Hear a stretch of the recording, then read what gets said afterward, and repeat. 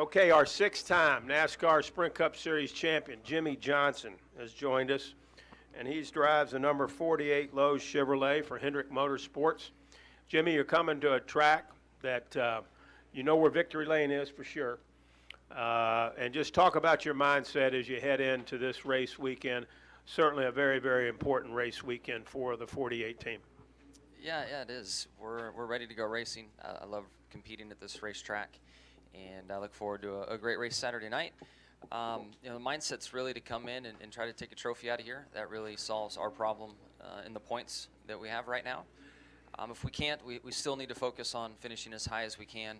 And the reason that leaves a little bit of hope is that if you miss the big ones in Talladega, you could assume that some of the chasers will be involved in one or two of those, and you might have another chance. I mean, it's a fading chance in the position I'm in, I believe, but it's still an opportunity and something for us to consider. So we're here to try to win the race, but if we can't, we still need to finish well, and then hope we have some luck down in Talladega. Okay, let's lead off. First three will be Viv, Tom, and then Mike. Go ahead, Viv.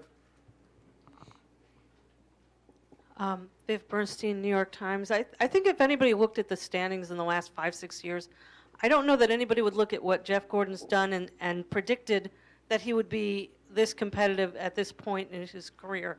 So why do you think that is? What tells you he's capable of winning a championship at this point? Why is it so different this year?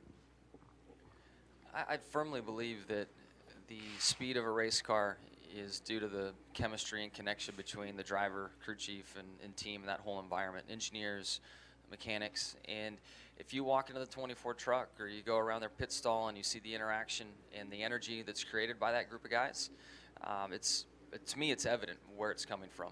It's communication, it's a connection, and those guys are getting it done. And hats off to them. I'm really, really happy for all those guys. They've been working hard to get to this point. What was the second part of your question, Viv? Think he'd be capable? I mean, it's Jeff Gordon, so yeah, I've always had the utmost respect for his abilities in the car, and I think through the years, even though he hasn't had the championships to go with it, he's had a lot of momentum at the right time, and something freak has happened. If it's been a mechanical or a tire issue or a crash or something. I think last year he entered the chase hot and rolling, had some bad luck, and wasn't a factor in the end. So I think he's kept us all on our toes, and then this year they've just been able to execute and continue to back it up week in and week out. We'll go to Tom, Mike here on the front, and then Eric. Go ahead, Tom. Hi, Jimmy. Tom Jensen, FoxSports.com. There's no polite way to ask this, but I'm going to ask it anyway. Last 15 races, you've only led 28 laps. Haven't led a single lap in the chase. What's going on, and what are you doing to fix it? Yeah, we're just not where we want to be, bottom line. We're working very hard to get there. The sport is not forgiving, and what you've accomplished in the past doesn't buy you a damn thing for the present. You've got to go out there and earn it and make the most of it. And we've been a 3rd to 5th place car, and we can finish there and run there, but we haven't been a dominant car. And we're certainly hoping that when we come to tracks that have been very good for the 48, that we're able to find that little bit, find that extra tenth to put us in that position and get our mojo going in the right way. All right, we'll go with Mike, front row, Eric, and then Alan Cavanna. Go ahead, Mike. Mike Neff from FrontStretch.com. Jimmie, you obviously ran pretty well here in the spring, but you've been a little bit off here the last few weeks. Knowing the evolution of this sport and how everything is changing, everybody's always getting faster. Do you guys feel that you have the car where it needs to be in contention to win on Saturday night? We feel like if we came back with the May setup in the car, we'd probably be 2 or 3 more tenths off. It seems that we're taking track records down by a couple tenths, even from a spring race to a fall race, and I would imagine that would kind of show true again here today. So you don't have a chance to sit still in the sport. You have to keep moving and progressing your race cars. Yep. We'll go Eric, Alan, and Bob. Go, Eric. Raise your hand, Eric. Eric, Alan, Bob. Aaron Burns, National Speed Sport News, right here, Jimmy. Can you talk about who your heroes are in racing? Growing up, I grew up on the dirt and had a lot of different influences and heroes that I looked up to. Motocross was my starting point. So a bunch of names from that 80s, 90s era of dirt bikes, but most of all Rick Johnson from a motocross standpoint. And I've worked my way into off-road trucks and buggies, and Ivan Stewart, Walker Evans, and again Rick Johnson made it from 2 wheels to 4 and was still my hero at that point and a family friend. As I was tuning in, watching the big-time auto racing taking place, Alan Sir Jr. was awesome to see such a young guy out there racing with his dad. Rick Mears came from the off-road industry and went on and was probably the one that I focused on the most in that era of time. And then as I started to look at 4 wheels and thinking I might have a career in motorsports, there was a guy racing on Thursday Night Thunder with a terrible mustache and a cool mullet named Jeff Gordon, and that was the guy. And when he left the midget sprint world and made it to the Baby Ruth nationwide car, Busch car in the time, it was very difficult to stay connected on the West Coast with a sport that was so kind of regional at the time, and the media wasn't like it is today. But I would try to keep up, and then once he made it to Cup, it was much easier to follow along. There's a couple other names in there too that I got to throw out, which would be Kelly Yarborough, Davey Allison, at different points in time that I kept an eye on. That's it. Let's go to Alan, Bob, and Reed. Go ahead, Alan. Alan Cavana, NASCAR.com. Jimmy, last time I think you were down and out in the chase. You went out and won 4 in a row and won the damn thing. Did you think about that, coming into a week like this when you have the race you did like in Kansas, and does that trigger anything in you to know maybe you can do it? I haven't thought about that specifically, but I know what our team's capable of, and I know if we can find that last stone to flip over and where the speed's at, what's holding us up, that we can go. We're eagerly waiting for that moment in time to happen. So I feel like good tracks are going to help promote that and help us, find that way sooner. Dover, although we didn't lead a lap, we still were very competitive and ran 3rd. We're here at another great track. Martinsville's around the corner. We're hopeful to get on our way. We'll go Bob, Reed, and Claire. Go ahead, Bob. Bob Hocker, Sporting News. Not that you want anybody else to have trouble, but several others did, and you have some company among the drivers trying to dig themselves out of a hole. How does that impact your approach and impact your chances? Yeah, that does change things, and it kind of ties back to my opening comments where we need to have a great finish here. Obviously, winning fixes our problem. But if we don't have an opportunity to win and we're in 3rd, we need to make sure we finish there.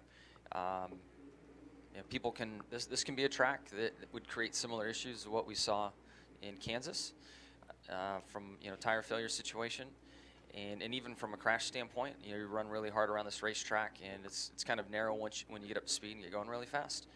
And then with Talladega, gosh, anything can happen over there. So points are still on my mind, although that's, I think, a closing door or a fading opportunity. My real opportunity is to win here or to win in Talladega, to advance.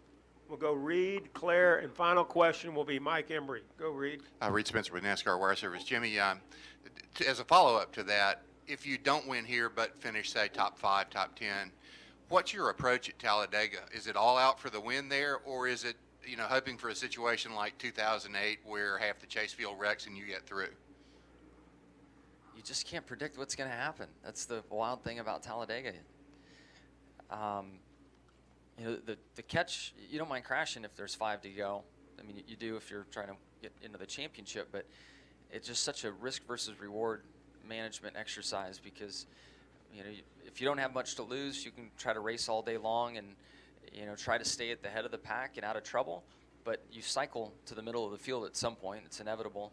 And if you cycle to the middle of the field at the wrong time and you're in the big one, then you're kicking yourself for racing. So it's a tough race to figure out what to do. And there is no easy route except for Joey Logano right now. And then whoever wins this weekend will have an easy option to go to Talladega with. Go to Claire and end with Mike. Claire B. Lang, Sirius XM NASCAR Radio. When I was in the garage last week after your incident, and I shot pictures that I didn't really look close at, and when I looked close at them, and a picture is worth 1,000 words, but who knows if it means anything, it looked like you and Chad has sort of swapped the way you normally do things. Chad had a soft smile on his face to you. His hands were kind of hanging like this. Usually he's the one, you were in the garage, arms folded, straight expression. And I thought, that's funny. Usually Chad is the one who's, the severe-looking one, and you're the opposite and warming the team up. What is your feeling about all that? How are you and Chad and the team dealing with the extreme frustration that you've had? I don't, definitely wasn't happy, to be sitting there tore up, especially something that wasn't of our own doing. To be clipped off turn 2 and taken out of the race, and the position we're in race for a championship just, it was difficult to process at that point in time. But I guess I just didn't have anything to do. I mean, I tried to get involved a few times and picked up the mess, changed some blades on the saws, and those guys were all busy working. I guess that's probably what helped Chad stay occupied and loose. But we're managing well. I mean, we've been very fortunate. I mean, let's all be honest. We've been very fortunate to win 6 championships, and we know that we're not going to win every championship we show up for. But we're going to try, and we're going to keep digging, and we're not going to stop digging. And that's what this year is about, and that's what our team is talking about. We're not giving up. We're continuing to try. The reality is we've been looking for speed. But I still, if Kansas didn't happen, I still think we could have made it to Homestead and had a shot. We still have a shot. The situation's changed some, and we've got to win. But this team loves adversity. This team thrives on it, and there's no quit in us. So we'll keep digging. Final question, Mike. Mike Hembry, USA Today.